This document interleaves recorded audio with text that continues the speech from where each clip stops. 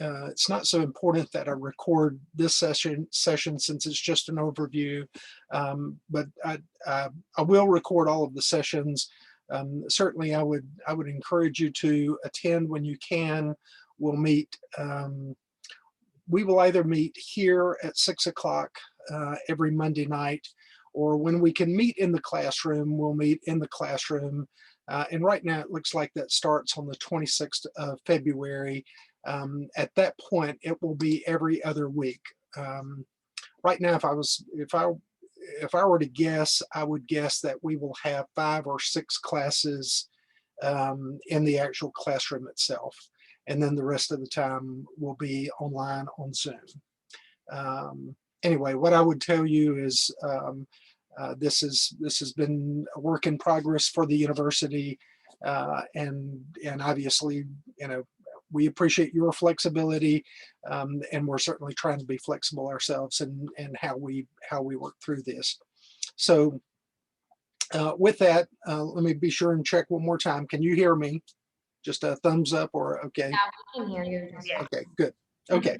And again, for the recorder purposes, I'm Randy Kearns, and I'm your instructor for this program. This is HCM 2000. That's the course you're expecting, right? Yes. Okay. Yes. And there is a reason why I asked that, because at least once in my life, I've gotten started teaching another course. Zoom is chaotic for all of us. So it's always best to be sure that the audience you're teaching is the audience expecting the material you're covering. So anyway, with that, let me go ahead and share the screen. I want you to see, to begin with, is this one. And so you should be able to see, let me go back to this.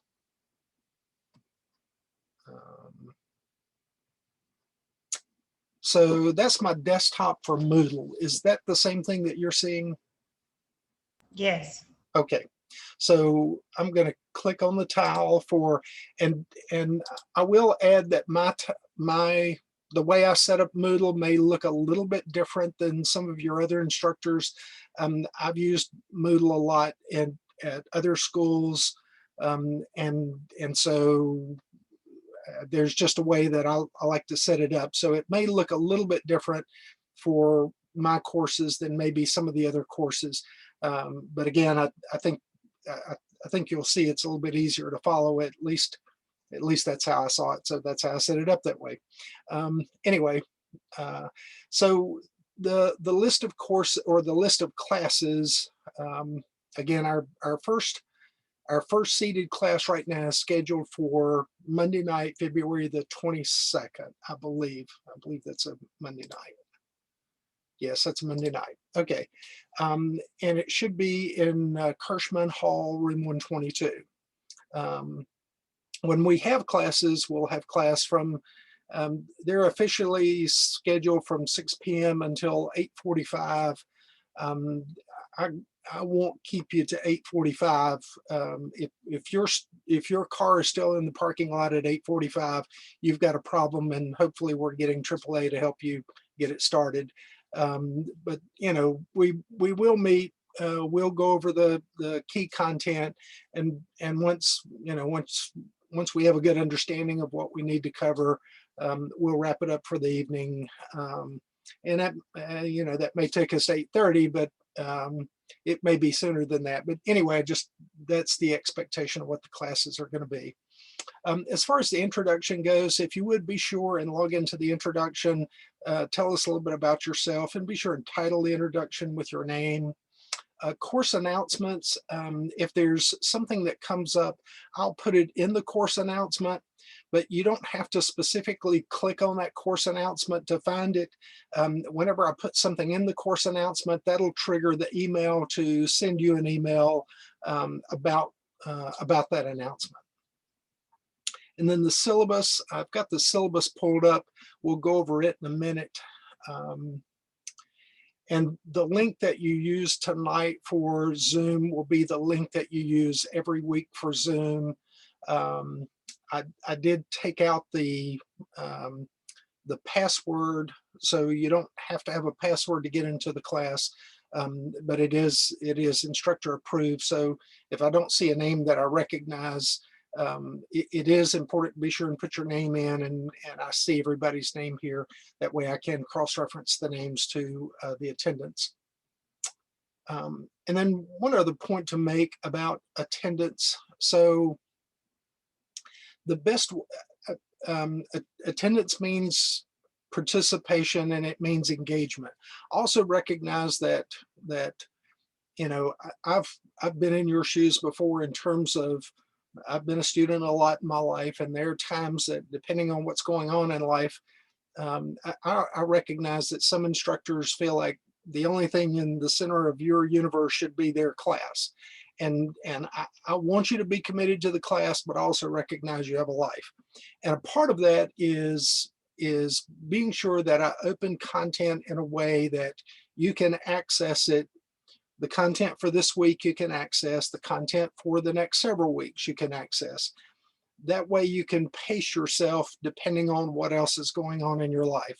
Our youngest daughter at Ohio State one time wound up with 3 exams in the same day. And, you know, again, just a function of the fact of being in a large university like that, they just didn't do anything about it. UNO is small enough that we can make those accommodations. I mean, it's a large school, but it's not, you know, we don't have 50,000 students. So if there are things that you need some accommodation on, please let me know. But I will do my best to be sure that I've opened up both assignments, quizzes, things that are due, and enough advance notice so that you have ample time to work into it. And I recognize also, despite your best effort to plan, sometimes things happen. And when they do, you need help. And if you do, just let me know. And again, this is an unusual semester. I probably won't be on campus a lot. But if you need something, just send me an email. I'll answer the email. I'll try to get it within 12 hours of getting the email, but certainly within 24 hours of getting the email. One thing I do need to point out, I have a lot of background in disaster response and disaster operation, and I'm currently working with the Louisiana Department of Health and dealing with the pandemic. I'm working with the 32 nursing homes around the New Orleans area to help them with testing and vaccination, that sort of thing. We anticipate that experience will be over in the next several months. But it's a pandemic. I mean, it's most disasters that I've been involved in are a majority of the effort that we need to be involved with is over in about 45 days. I have worked for FEMA before, but the best disaster is managed by local responders. The problem with this disaster is it's going on and on and on. And so until we have a sufficient number of people who have been vaccinated, will we start to see a lot of relief from the disaster. We do believe that'll occur in the next couple of months, but it may not occur before this class is over. So I'll certainly be here every Monday night. That was one advantage to me scheduling this during the evening, so that if we did see the pandemic had pushed over as it has, I would still be able to teach the course. And so that's what we're doing. One other thing about, there's one required purchase, and it's called the Peregrine exam. And the Peregrine exam is, currently the University of New Orleans is undergoing a certification process. We're currently members of the Association for Programs of Undergraduate Healthcare Administration. It's AUPHA. And the only AUPHA program, there are a couple of AUPHA programs in the state. Tulane is one of them as an example. We're a member program, but a part of that is we've got to we've got to benchmark test our students with other students and other AUPHA programs. The one big advantage to a UNO degree is your healthcare management degrees in the School of Business. So in addition to getting an AUPHA credentialed healthcare program, you also have an ASBCA accredited business school degree as well. So it may not mean anything to you, but at some point there may be an employer it means a lot to. It really is a big deal. Just again, some people don't put that much emphasis on it, but others do, and where it does, it's a big deal. So a part of that, though, is we need to test and compare our students in a national system, and Peregrine is what we found that was the least expensive to do that. I do need you to take your time, and there's a sliding scale depending on what your grade is as to how many points that you get for taking that exam. You do have, I think, let me look at the dates on it. It's due March the 15th, so you have about a month and a half to do it. I think the cost of the exam is $40, $45, something like that. So I tried to give you ample time to be sure that you can schedule, again, it is cheaper than buying a textbook, and we're not buying textbooks in this course, but it is a cost. And, again, there have been times in my life budgeting $45 was a lot harder than it was at other times in my life. So I just want to be sure you know about that in advance. And it is a requirement for all AUPHA programs to benchmark students. And again, Peregrine is the way that we chose to do that. And the only other thing that I want to go over tonight, again, I want to briefly look at the syllabus with you, and then I want to at least talk about a few of the terms. If we look at the tile for tonight, terms and abbreviations, there's some student registration instructions that's for the Peregrine exam, the exam services, and then the exam certificate. So you will get a certificate when you complete the Peregrine exam that will talk about what your, actually it'll show you just a pass or fail. I'm not sure if it shows you how many you got correct. I know that we can see that on the management portal side of it. But you will get a certificate if you will take a copy of that certificate and upload it as proof of completion. That will get you your points for completing the exam. Do you understand that? Yes. I have a question. Yes. So is there any way to like prepare for it, or to, I don't know, try and make sure we get a good score? So that's Or is it, what is it like based on? What's the information on this exam? Like just has to do with everything with healthcare, or is it? It's things related to healthcare. The sections in it include policy and human resource management and finance. It really is Like a little bit of designed everything. to, yeah, it's very, it's like taking the SAT. It's very difficult to prepare for it. Other than what are the things that you know, and it's okay. The balance is, I don't want you to just say I'm trying to check a box, and so it took me 20 minutes to complete the exam. We can see that on our side. Don't do that, okay?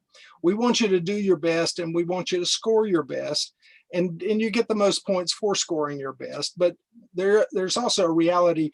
We give you points for just completing the exam.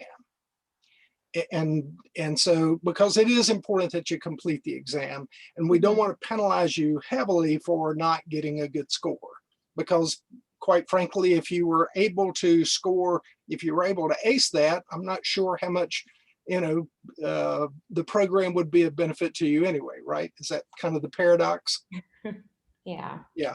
Okay. So I understand that, and again, that's kind of the balance we're trying to set in how we do this. Okay. Mhm. But again, if you have any questions on this, please let me know. Um, I do want to briefly look at. So I'm going to click on the syllabus. Now I'm looking at the syllabus. Is that what you see? Yeah, we see the syllabus on your Okay. Okay. Um, and again, just as a reminder, this goes through the pieces, attendance and online discussion. Um, the way that you get credit for both attendance is online discussion if we actually didn't meet in class. And as an example, this week, you get credit for attendance by doing the introduction. Next week, I think there's an online discussion and you'll get credit for attendance by doing the online discussion. Just understand you need to do the discussion either before or by the week it's due. If something happens and you miss the online discussion that week, I can't give you credit for attendance that week because you didn't attend the week that the class was held, okay? And it's not a big part of your grade, but again, because we don't, at UNO, we don't have pluses and minuses. There's a really large range for your grade, but that also means if you wind up on that ledge of whether it's an A or a B, there's a very large range for an A and a very large range for a B. But if you're right on that cusp, it's not like the choice is I'm getting a B plus or an A minus. The choice is I'm getting an A or a B. So it's a bigger difference. And so I would just encourage you to be sure to do those things. As long as you complete your assignments on time and do your best on the assignment, you'll wind up with a reasonably good grade. People that don't wind up with good grades in this course are people who don't complete assignments or don't complete them on time. Okay, so you should be able to complete them on time or in advance, and you should be able to do well. But if you're struggling with something, just let me know. There's a couple of reaction papers that are reasonably short. The one thing that I point out is we use APA citation in most of the business school courses. I have found people that have taken an English class or two or three, a religion class or a history class. They may use a type of formatting called MLA. We don't use MLA in the business school. We use APA formatting. If you're not familiar with APA formatting, I'll have some tools that you can use that will help you with APA formatting. Just again, understand this, there are 32 different formats that are available in the academic world. A majority of schools use either, and even at UNO, probably the two most common that I've seen are MLA and APA. But just understand in this class, we use APA formatting. Quizzes account for 58%. Obviously, that's the bulk of the class or the bulk of your grade. And there will be an opportunity to improve quiz scores. There will be a couple of extra credit opportunities. What I usually do is I'll give you a chance to make up to 50 points added to your lowest quiz grade. And you'll probably have two of those opportunities this semester. So if you really bomb a quiz and you make a 61, then you can get up to 50 points. Or if you scored a 61, the max you can get is 39, taking you to 100. Okay. If you miss the quiz and you got a 0, then you can change the 0 to a 50. Final papers worth 6%. Presentations.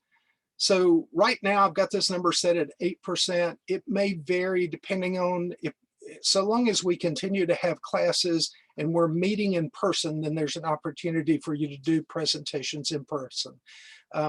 Doing presentations online, particularly for students, can be quite challenging, and I try not to put you through any more of that than I have to. So we're going to see how that goes. But right now it's 8%, and that's because we'll do a couple of presentations in class. That'll be assignments that I gave you, presentations you bring to class and do the presentation in class.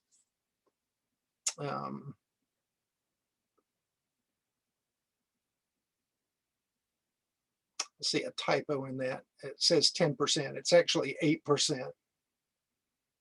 And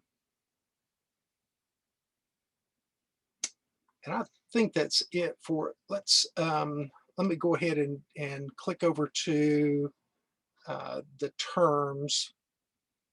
Where are we at time-wise? We'll finish early tonight. But normally a class, normally the review will last approximately an hour.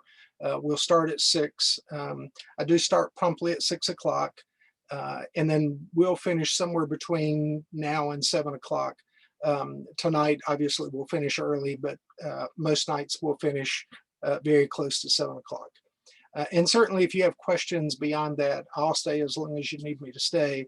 I'm just trying to be sure that, you know, again, learning in a Zoom environment, there's no end. It's tough to sit in a classroom for 2.5 hours, even with a break involved, much less trying to do that with Zoom.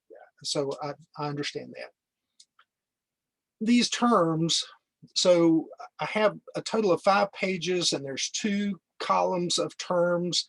Just to understand, there will be times that you will see all of these terms at one point or another. And so understanding the language will be important. We'll go through, we'll start out going through an overview and the history of healthcare, and we'll do it in a longitudinal way so that we lay out how things have occurred through the years. The reality about the American healthcare system is there's, if someone came to me from another country and said,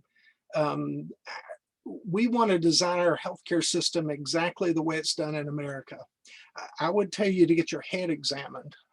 There's no reason in the world for someone to wind up with a system like ours other than understanding how the pieces have kind of fallen into place through the years.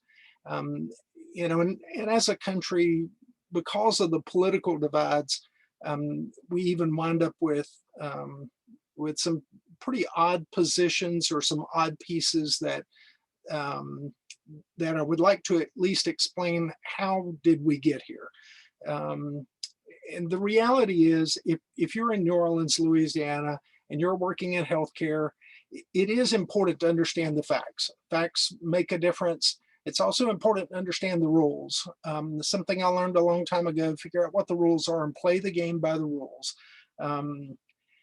You know, if you wind up in a policy job in Washington and you want some advice on some things we could change to make it better, give me a call. There's a lot of people out there with some good ideas, but we can't make that change in New Orleans. We have to deal with the rules we have and the laws we have.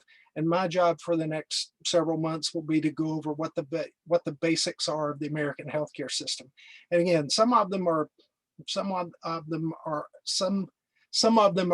nonsensical, but that's just what we have. Okay. I would love to tell you that we have the best healthcare system in the world, and we don't. We have the most expensive healthcare system in the world. That's very clear, and that's quite obvious. And we'll talk about some of the reasons that we have that. We probably do heroic medicine better than anyone else. If you need a liver transplant, actually, Ochsner on Jeff Highway is probably one of the leading liver transplant centers in the world. If you have a traumatic condition, you have a gunshot wound, and you wind up at University Medical Center, again, some of the best trauma surgeons in the world. There are some things that we do in an extraordinary way that we should be very proud of. But there are some things that we do that just won't make a lot of sense, and we'll talk about it again as we go through the semester. But again, it's not our place to. We can't change it in New Orleans. We can only figure out how to make what we're trying to do work within the system that we have. And I would encourage you to again think about how you can make things work within the system that you have. We will talk about presidential politics in terms of how those policy making decisions have led us to where we are. I don't want you to take from that either one political party is better than the other. They're both kind of messed up in my opinion at times. But there is a reality of how to craft an argument for an audience that is primarily Republican or conservative in nature, and how to craft an argument or a discussion for an audience that's primarily Democratic or more liberal in nature. And again, depending on how the wind blows will depend on what type of politics we have. So it's important to be able to craft your discussion so that you can talk to either party, because both parties will make policy decisions at some point during your lifetime, probably at some point during the next 4 years or 8 years or 12 years. As we look at some of the key words or the key terms, again, let me be sure, I'm looking at a list of terms, 2 columns. Is that what you're seeing? Yes, we can see it. Okay. So some of these words you recognize, some of the organizations, this key financial measures in the hospital. We'll talk a lot about average daily census and average length of stay. We'll put that in the context of how you understand those are key measurements. Average length of stay is really a big deal when we look at trying to compare acuity, how sick our patients are, compared to how many days they're staying in the hospital for how sick they are. We look at acuity through CMI, the case mix index. And then there's some weighted factors that we look with CCR and RVU. Again, those are financial terms we'll talk about later.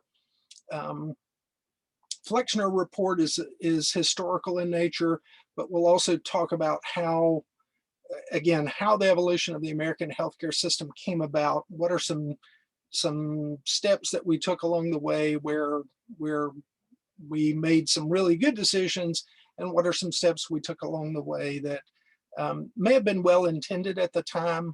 Abraham Flexner as an example. We'll talk about some of the things that he did over the next couple of weeks, and I think his intent was excellent. I think his delivery was questionable, and I think there was also probably some unconscious bias that existed in that, but stuff we'll talk about later. There's a number of laws that relate to healthcare. One of them deals with EMTALA, and again, it's called the Emergency Medical Treatment and Active Labor Act. It originally started out as COBRA. And so let me tell you what it means. It means that if I arrive at the hospital and I have an emergency condition, that hospital, if they participate in the Medicare program, it's called a participating provider, that hospital has an obligation to provide emergency medical treatment for me without asking me about my ability to pay. And it also includes active labor. So if my wife winds up at the hospital and she's in active labor, that hospital has an obligation to provide emergency medical treatment for her while she's in active labor without talking to her about her ability to pay. Now, you would think a hospital, if someone arrived in an emergency condition, you would think a hospital would provide emergency care without talking to someone first about their ability to pay. just understand these laws exist because they're examples of where what seems like common sense didn't occur. And so it's through that we wind up with some of these laws. And this is a list of them: EMTALA, the Stark anti-kickback statute. What that basically means, if I'm the doctor's office on one street corner, the drugstore across the street, if I'm the doctor and I write you a prescription and I say, why don't you go across the street? There's a drugstore over there. They'll give you a good deal. If I own a part of that drugstore, I have an obligation to tell you I have a financial stake in that drugstore. If I write an order for you to get an x-ray and I refer you to an x-ray center, and oh, by the way, I happen to own part, I have a part ownership in the imaging center where I'm sending you, I have an obligation to tell you that. And again, those laws exist just simply because there are people that have not always done the right thing. Some of these other laws, the Balanced Budget Act was really targeting, that occurred during the Clinton administration. It was targeting trying to balance the federal budget. But the Clinton administration did a poor job of trying to deliver a national health system, but did a very good job of negotiating key components of healthcare into the Balanced Budget Act. Those components are with us today. And again, we'll talk about that later. Credentials for clinical professionals. You'll run into an array of credentials that people have. You know, just calling someone doctor in the hospital. There's two types of doctors that we know of that are physicians. The most common is an MD. Less common, but becoming more common, is a DO. It's a doctor of osteopathic medicine. And just understand the DO and an MD practice very similar. I have a brother-in-law that's an MD, and I also have a brother-in-law that's a DO. The MD is an ophthalmologist and the DO is a hospitalist. He works in a hospital and sees patients all day. But they both have very similar skill sets. They both have very similar incomes. They both have similar malpractice. We'll talk about the nuanced differences between a DO and an MD later, but just understand when you hear the word physician, there's really two different types of doctors that could be a physician. It could be a DO or it could be an MD. In some parts of the country, you're far more likely to see an MD, particularly in the rural South. But there's a DO school that just opened in Louisiana, up at the University of Louisiana Monroe. So we will see more DOs in the area. Even with dentists, DDS versus a DMD, again, depending on what part of the country you're in, a dentist in some parts of the country may be a DDS, and another part of the country may be a DMD. Nurse practitioners and PAs are something called mid-level providers. And when we talk about mid-level providers, we're talking about people who are, and you may also hear them referred to as APPs. I don't have that on this list. I need to add that. Let me look.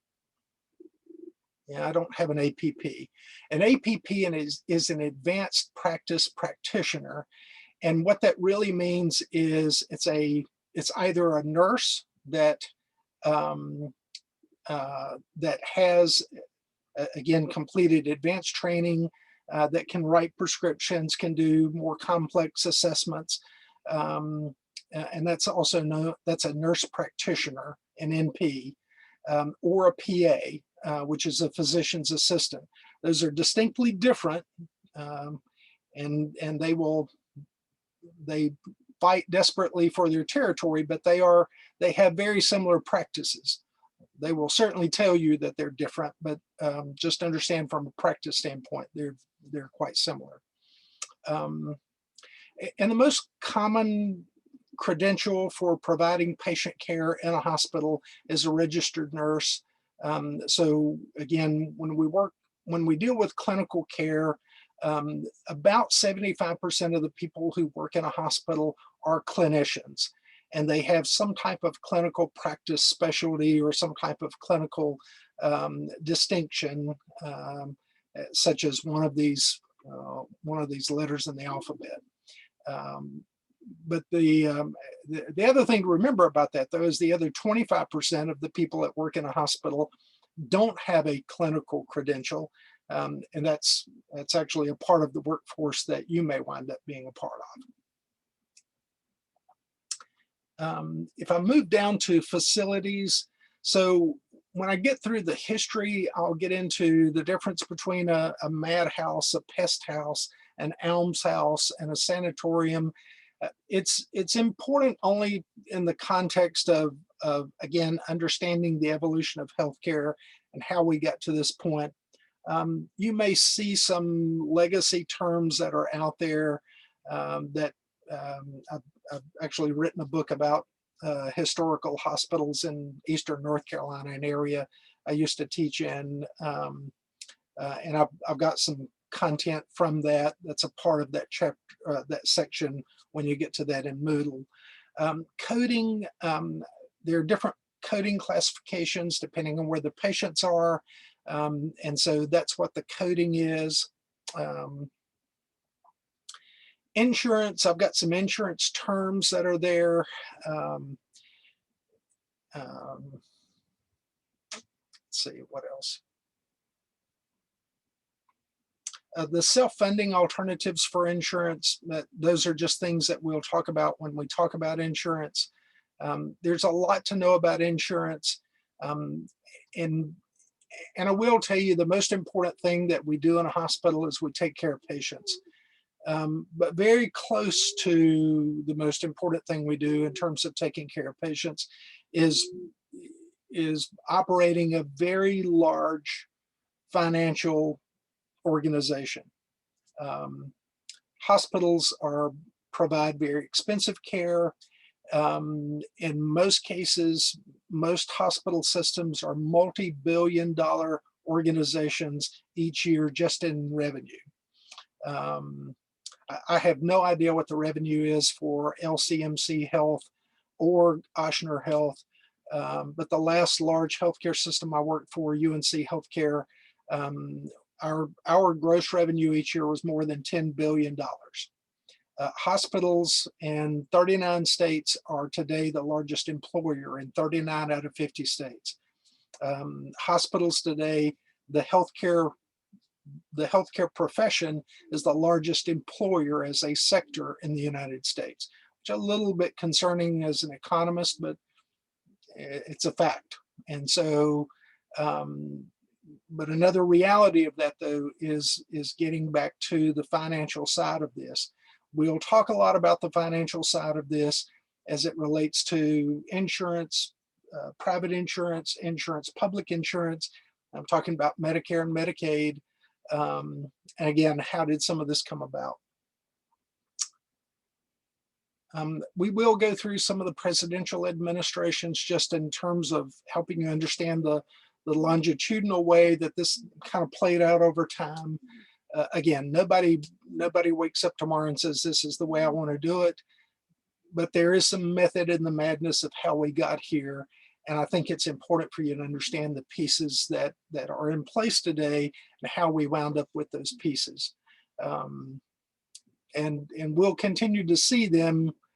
We'll continue to see some difference of opinion as the two political parties play out what their view is of healthcare, which are fairly different.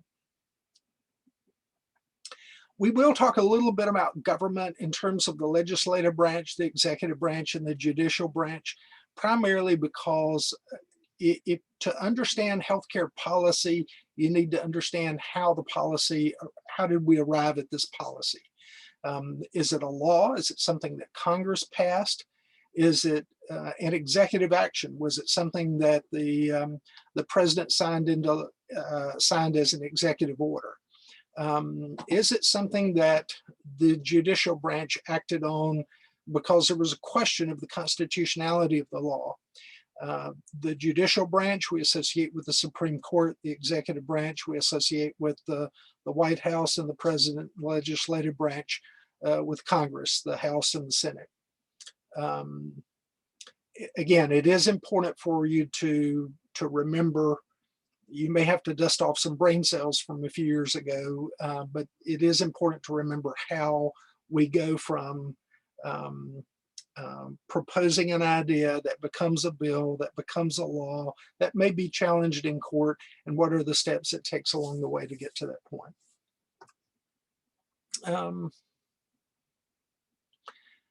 Government healthcare programs that are primarily related to public insurance, primarily talking about Medicare and Medicaid there, but there's also some other types of government insurance, depending on if you're a veteran or if you're a child of a dependent mother who doesn't qualify for Medicaid, but financially is still disadvantaged. Just understand Medicare is for people 65 and older. Medicare is for people 65 and older. Then there are two other groups. If you're disabled or you have end-stage renal disease. Again, we'll cover this ad nauseum over the next couple of weeks. But that's Medicare. Medicaid is for people who are financially disadvantaged. And about 22% of the state of Louisiana qualifies for Medicaid. And there are many people who at some point in their life wind up uninsured, and Medicaid becomes kind of their financial safety net. We need to continue to look for opportunities to help people transition from Medicaid back into the workforce in a way that they no longer need Medicaid. But Medicaid has provided a very important role, either for children or for families who couldn't otherwise financially afford healthcare. And CHIP is just that. CHIP is for children whose mothers or parents earn too much to qualify for Medicaid, but are still considered above the poverty line, but not far above the poverty line. And the point is to be sure that children have health insurance regardless of the parents, how effective the parents are in earning enough income to be able to afford insurance for their children. And then there's a number of U.S. health services that are different agencies. Most all health agencies fall up under DHHS, the Department of Health and Human Services. Most all of these other organizations fall under DHHS.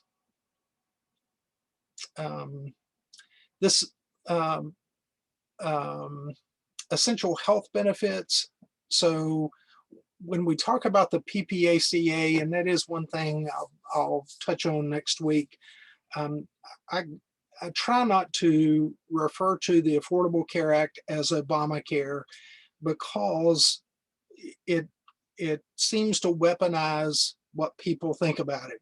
Either people think, I love President Obama, and so it's great.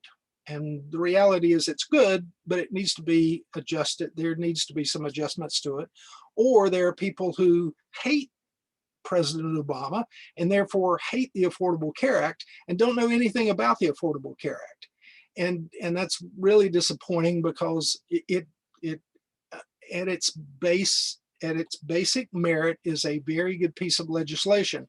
It really has some challenges that we need to work together to improve, but we seem to be stuck on the fact that you either like the former president and so you like Obamacare, or you don't like the former president and therefore you hate Obamacare.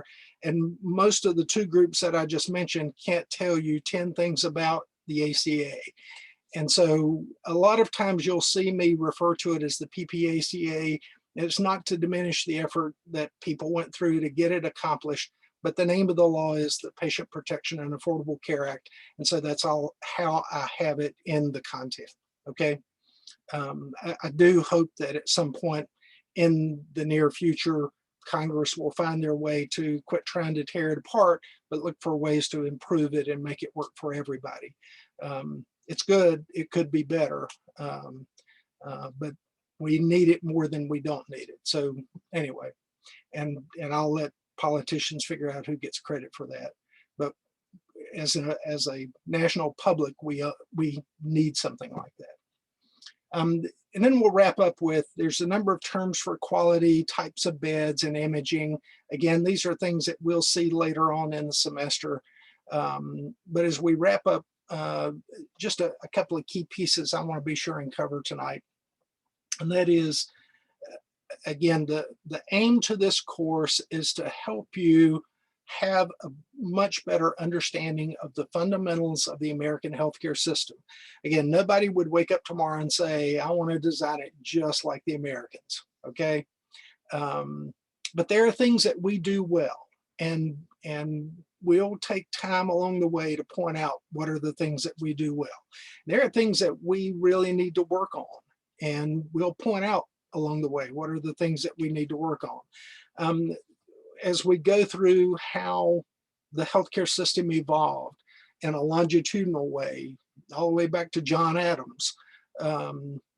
President Adams actually signed the very first piece of legislation that dealt with the healthcare system in America. And although, you know, we spent 200 years kind of tearing it apart, it did give us an idea of what are things that we could do later on to create some type of a healthcare system. And so that's what we'll do over this semester, is we'll talk about how it unfolded to where it is and what all of these pieces look like and how they come together to create what we have. And hopefully, again, it'll create a foundation for things that you can do later on in your life that you can be successful with as well. At this point, I'm actually 3 minutes past when I said I would be quiet. So let me stop. Do you have any questions? I don't have any questions now. Okay. I have a question. Okay.